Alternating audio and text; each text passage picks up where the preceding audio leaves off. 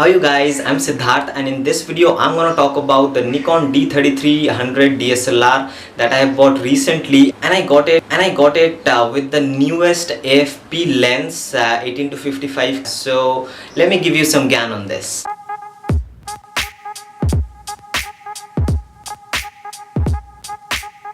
I bought this DSLR from flipkart.com and I got it for 22,000 rupees because there was a big 10 sale going on and there was 2,000 cashback by paying through Citibank card. So if you are interested in buying any of the product that I am using, please use the link in the description. That will help the channel. Along with the camera, I got this Nikon DSLR bag and this Nikon School DSLR tutorial CD and this Toshiba Flash Air 16 GB memory card. It is a very powerful device. I'll make another video on how to use it and what it can do. As it is the new variant, it comes with the AFP 18 to 55 VR lens. If I rotate the box, I have this unbroken seal with the 2 years warranty written on it, which is a good thing. There is nothing much information on this side, and on this side you have this free goodies which I have already showed you. The MRP written over here is 29,950, but as I said, I got it for 22,000 rupees, so that's a really nice deal I got from Flipkart. And on the other side of the box, you have the accessories information. It has a strap, a rechargeable battery charger, USB cable, audio video cable, or software CD, user manual, and a warranty card. Okay, so let's unbox and find out what are the products that you get inside this box. I'll show you all the items one by one. First thing, I can see that it has a leaflet where the details about the service centers which are owned by Nikon is listed in different cities and everything. All the details, contact information are listed over there.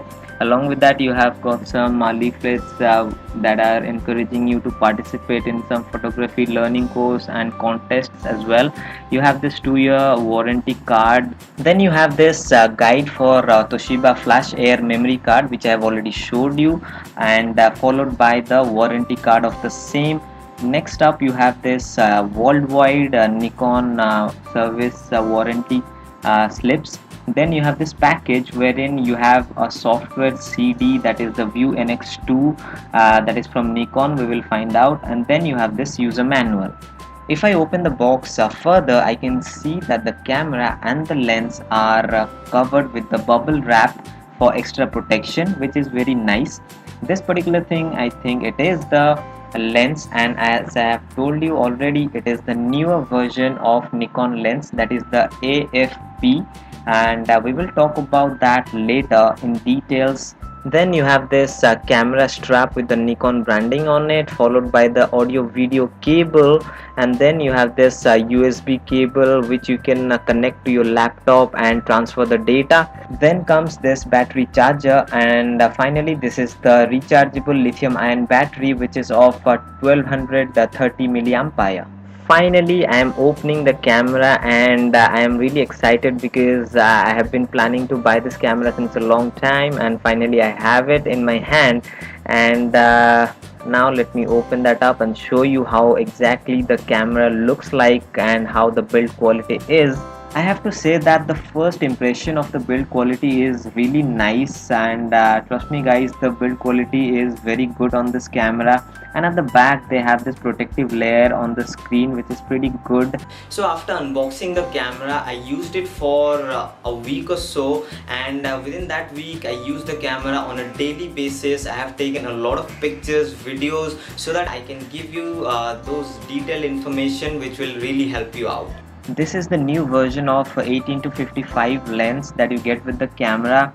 This is the AFP version. Previously you used to get the AFS version.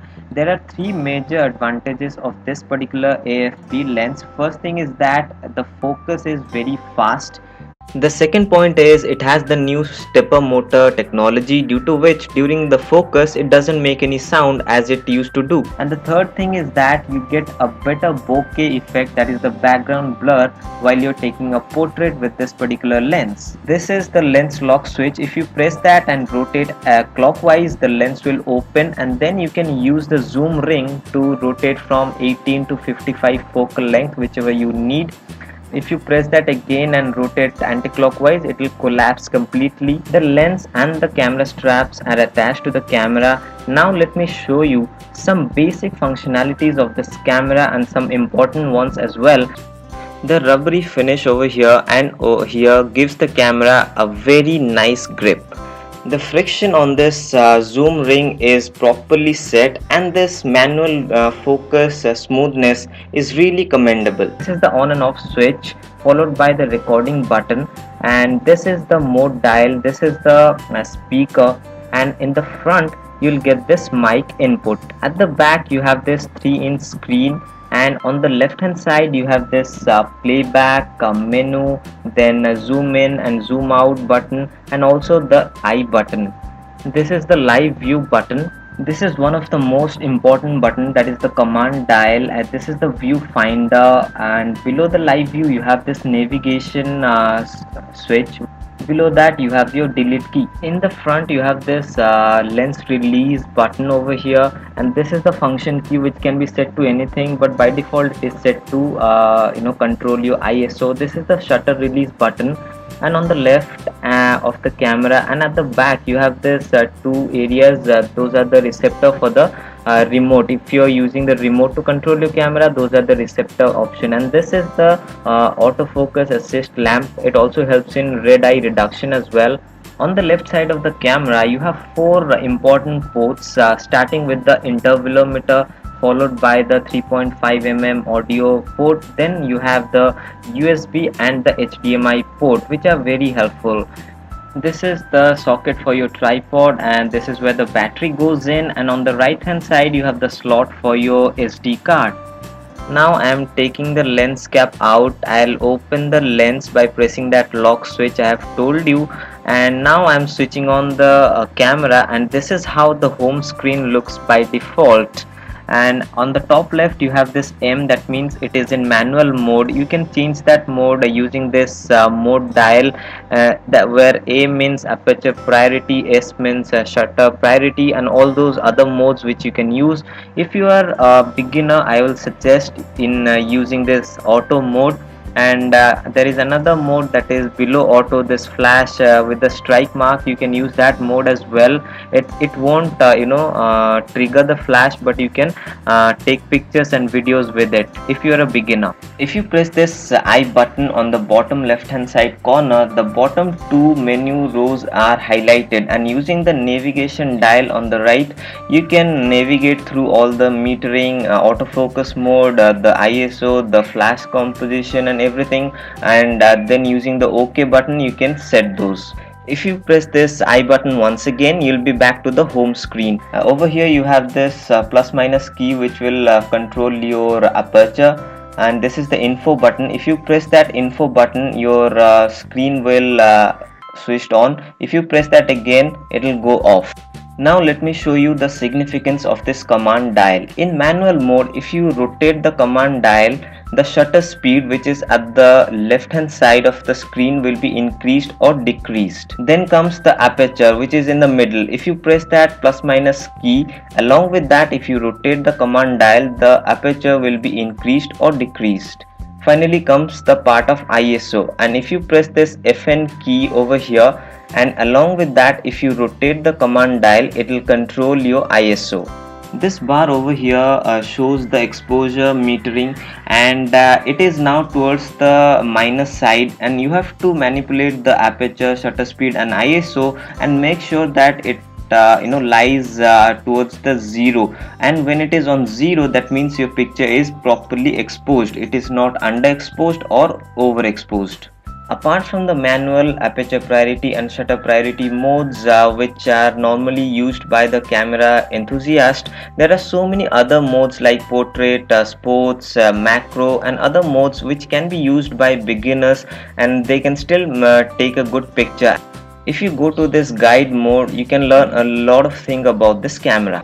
One thing I noticed about this camera is that after a long hour of shooting, the portion near the battery and the memory card gets a little warm, and it's not that it gets very hot, but gets a little warm after a long usage. I have been using this camera for the last 1 week and I'm really satisfied with the photo and the video quality. Under the 30,000 budget, this is the best camera one can buy as far as my experience goes for the past 1 year. Okay, so that was all the details about the camera itself, and if you are interested in checking out the photo quality and the video quality, I'll have the link in the description box below, and in that video I have taken the pictures and the videos both in day and night conditions, so that you can have a clear knowledge of the camera quality. So that's all about today's video. If you like the content, give it a thumbs up, share it among with your friends who wants to buy a DSLR. It'll be really helpful for him. And if you're interested in these kind of tech contents, subscribe to the channel and then click the bell icon so that you'll be notified the next time I upload anything on this channel. Thank you for taking time out and watching the video. See you in the next one.